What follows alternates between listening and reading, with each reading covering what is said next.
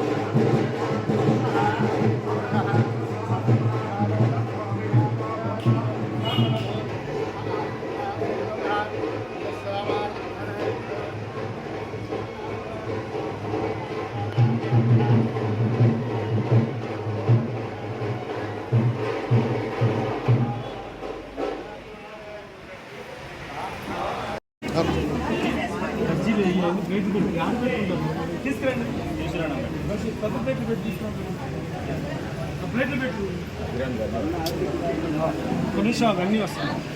పెద్ద ప్లేట్లు పెట్టిస్తాను.